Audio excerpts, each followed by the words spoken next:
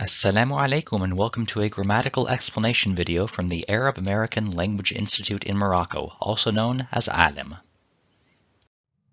The subject of this video is Al-As'ila bil-Arabiyya, that is, questions in Arabic.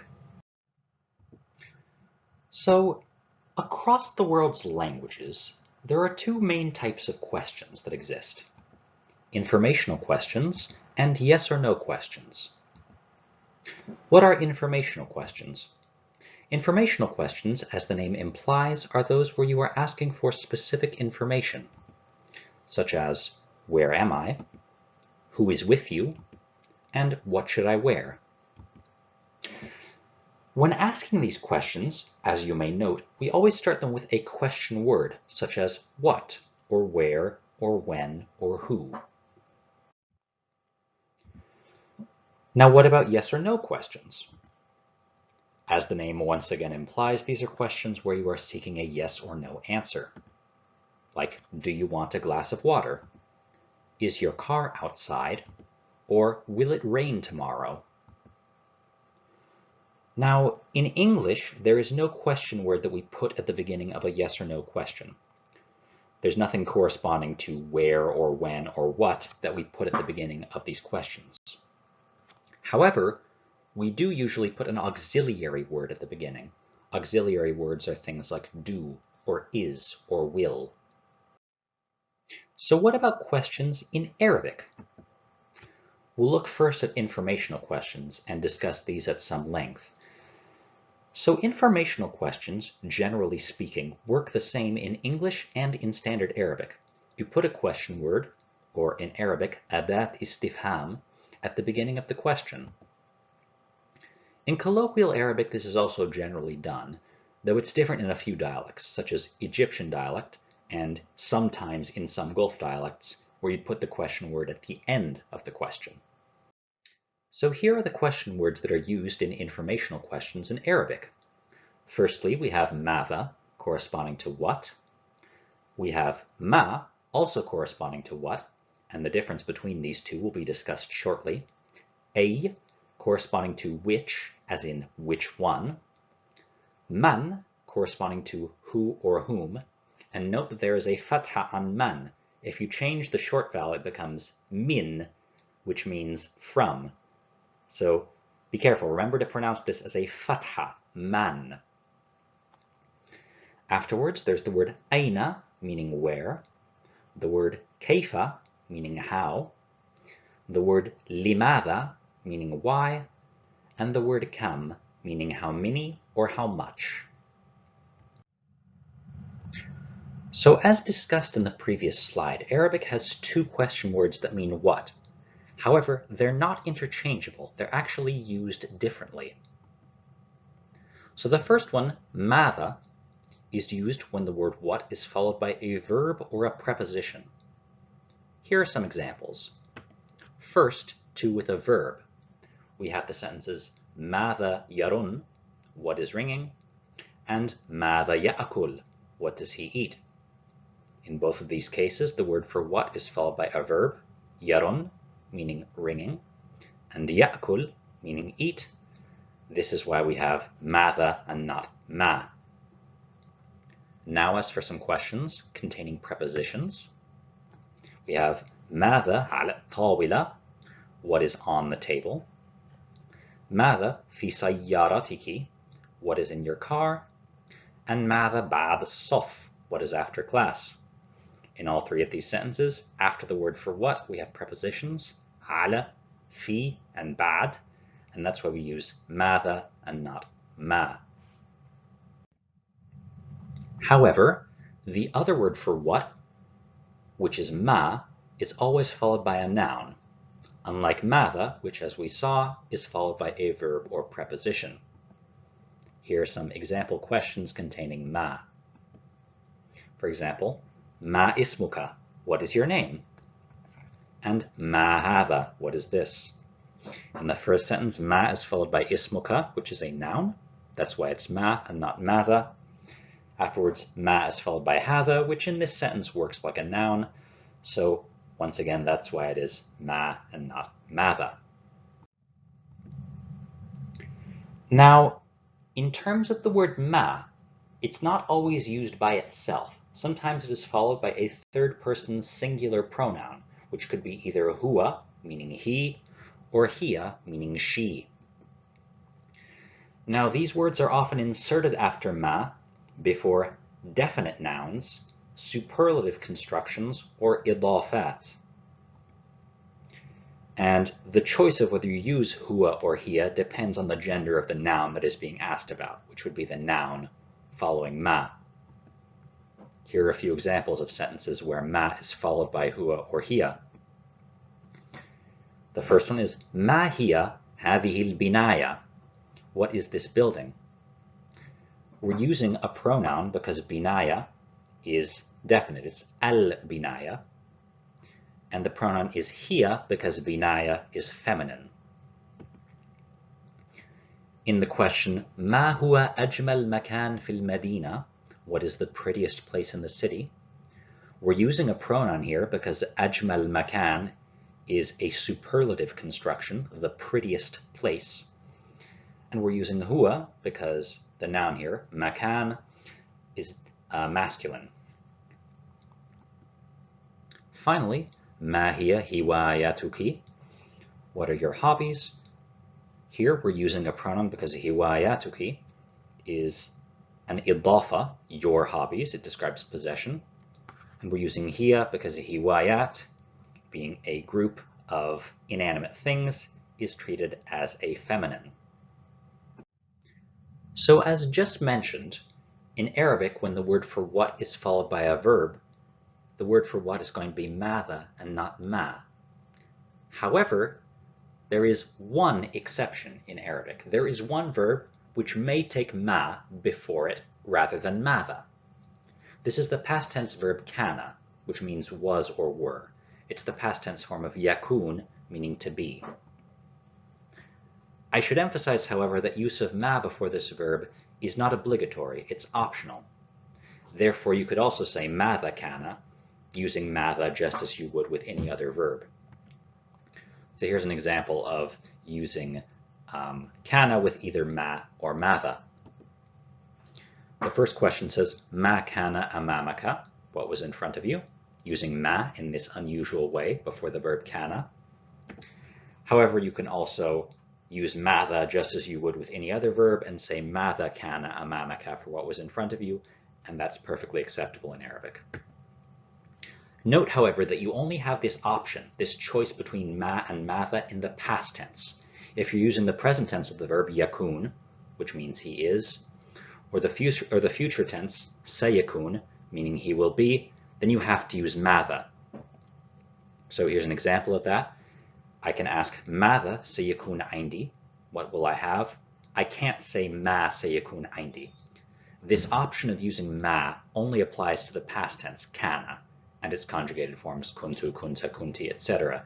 It cannot be used with the verb in the present or future tense. You must use matha just the same as with any other verb. So most of the rest of the question words in Arabic, aside from the words for what, work the same as in English. However, there is a difference between how English speakers use the expression how many and how Arabic speakers use its equivalent kam. So when English speakers use how many in a question, they follow it with a plural noun, such as in the question, how many books do you have?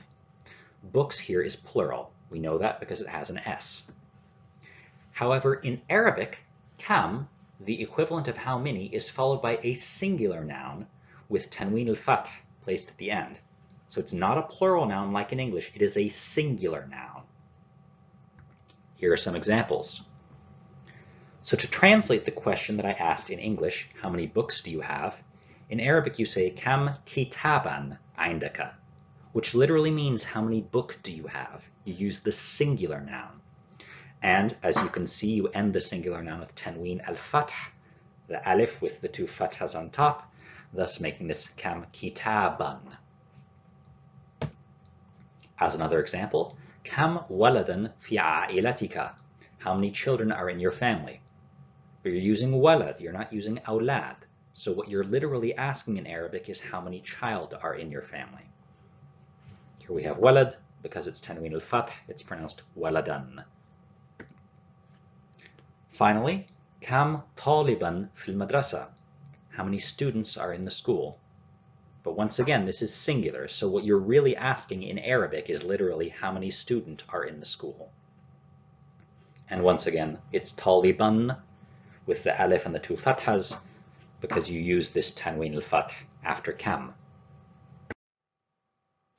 Now let's look at something interesting which relates to how question words are used with prepositions in Arabic. So English teachers and other grammar-loving types will often tell us that in English you shouldn't end a question with preposition. They say that it's bad or that it's improper style. However, even if you do end a sentence with a preposition, you still end up with a question that sounds normal and understandable in English. And indeed, this is what we do usually when we speak to each other on a daily basis. So some examples of this in English, you can ask someone, where are you coming from? Putting the preposition from, here shown in bold, at the end of the sentence. If you ask, from where are you coming? It sounds more formal. That's the type English teachers like, but we usually do say, where are you coming from? Here's another one, where are you going to? With to stuck at the end. Who are you going with the preposition with stuck at the end. However, this situation where ending a question with a preposition is acceptable is not the same in Arabic. In Arabic, if you end a question with a preposition, not only will it sound very strange, but many people will likely not understand what you're saying. So in Arabic, you have to put the preposition at the beginning of the sentence before the question word, like in the most stuffy and formal versions of English. So you will probably sound like an English teacher or an author from the Victorian era, but that is what you have to do in Arabic. If you don't put the preposition at the beginning of the sentence, people will not understand you. So here are some examples of what that looks like in Arabic. So if I'm asking, where are you coming from? In Arabic, I have to put the word for from, min, at the beginning of the sentence and say, min ayna taji. Now in English, if you translated that literally, it would be, from where are you coming? Which, as I said, sounds very flowery, but that's what you have to say in Arabic. You can't say ayna taji min, putting from at the end. That's not allowed. People will find it really weird, and once again, they may not understand you. So you literally have to say in Arabic is, from where are you coming? Min ayna taji. Same with this sentence. If you're asking, where are you going to? You have to put the word for to, ila, at the beginning of the question and ask, ila ayna tadhhab, which literally means in English, to where are you going? Finally, if you're asking, who are you going with? You put the word for with, ma, at the beginning of the question and ask, ma man tadhhab, which literally means, with whom are you going? Again, it sounds stilted and super formal in English, but in Arabic, this is the only way to do it with a preposition. If you don't put the preposition at the beginning of your question, right before the question word, then people will not understand what you're saying. So we've spent the entire presentation thus far discussing informational questions. But what about yes or no questions? How do those work in Arabic?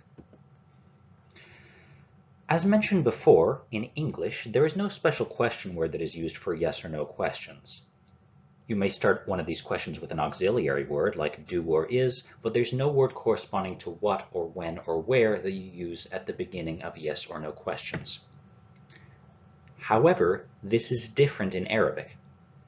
In Standard Arabic, there are two such question words that you use at the beginning of yes or no questions. These are hal and a. I put Standard Arabic here in parentheses because this is mostly a phenomenon of Standard Arabic.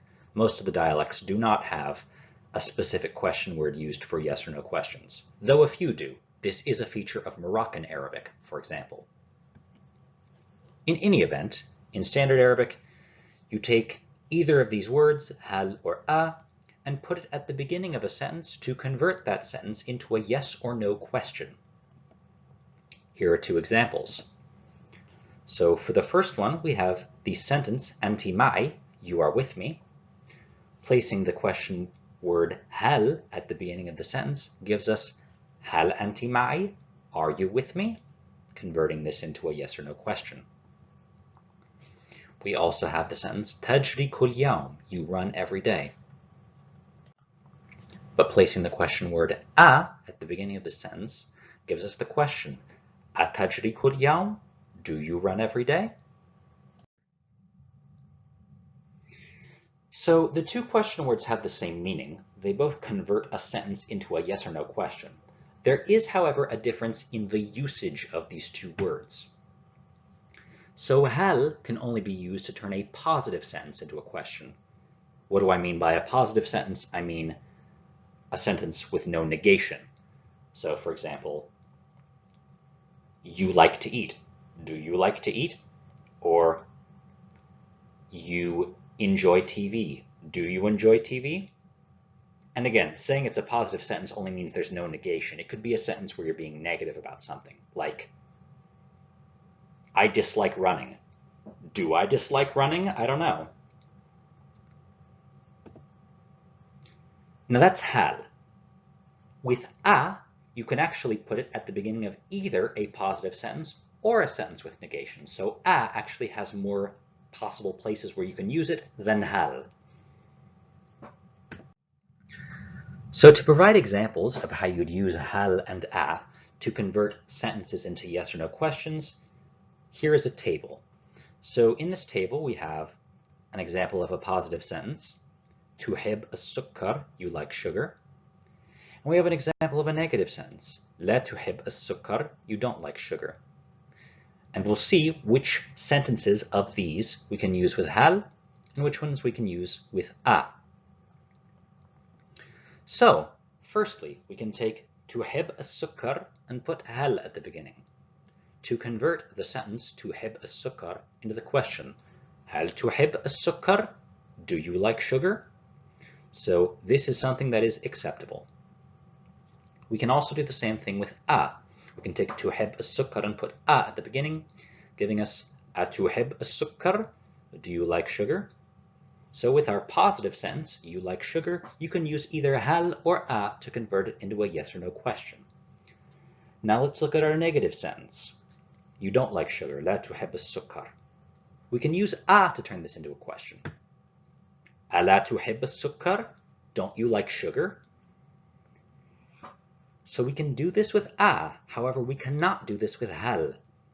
If you do it with hal, you get a sentence that sounds very strange in Arabic. Hal la tuhib as-sukkar?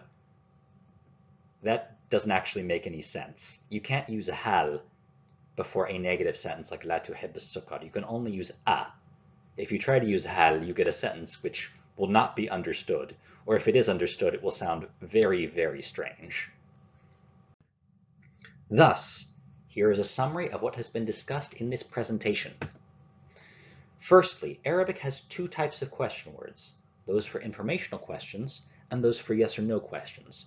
This is different from English, which only has question words for informational questions. Secondly, the question words for informational questions work much the same as in English, although there are some differences related to the two words for what and the word for how many in terms of how you use them. Thirdly, yes or no questions are preceded with special question words in Standard Arabic and a few of the colloquial dialects, unlike in English. And finally, questions cannot end with a preposition in Arabic. If you do so, they will not be understood. This is unlike in English, where, as much as English teachers hate admitting it, yes, you can end a question with a preposition. In Arabic, you cannot, it will not be understood. This has been another grammatical explanation video from the AALIM Center in Morocco. Thank you very much for listening, and ma salama.